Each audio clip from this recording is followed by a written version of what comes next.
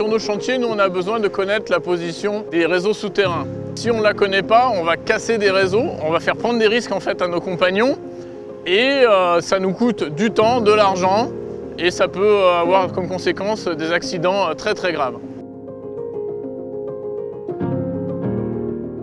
Alors là, c'est un chantier privé pour lequel on a eu de la part de notre client un relevé des réseaux existants.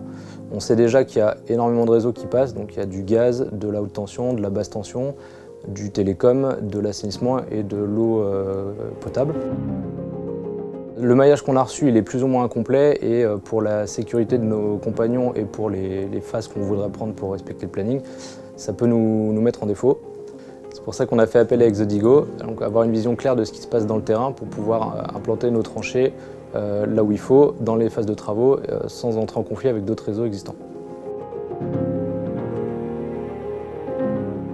La solution Exodigo, en fait, est une solution innovante qui, en son sein, regroupe deux parties. Donc on a une partie d'auscultation sur le terrain. La machine que vous voyez derrière moi, en fait, elle regroupe plusieurs types de capteurs. Donc on a des capteurs électromagnétiques, des capteurs magnétiques, des capteurs qu'on appelle GPR.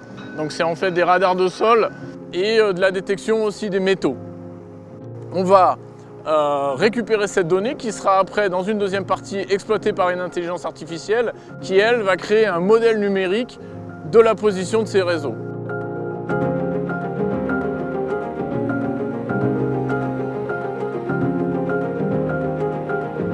Ce modèle de réseau, il est exploitable sur une application, sur smartphone ou tablette, avec la solution Avus, qui permet d'augmenter le modèle sur la réalité et donc de sécuriser le travail de nos compagnons.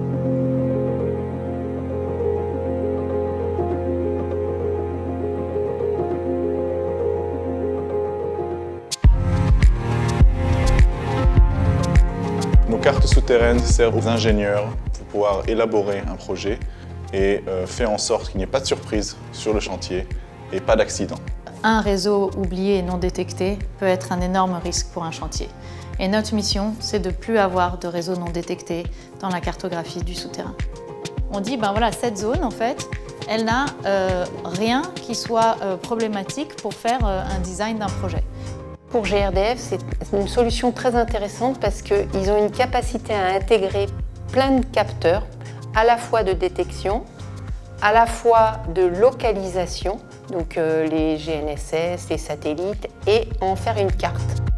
Donc quand on finit un projet comme celui qu'on vient de faire avec GRDF et Vinci, ce qui est important pour nous, c'est de construire la confiance.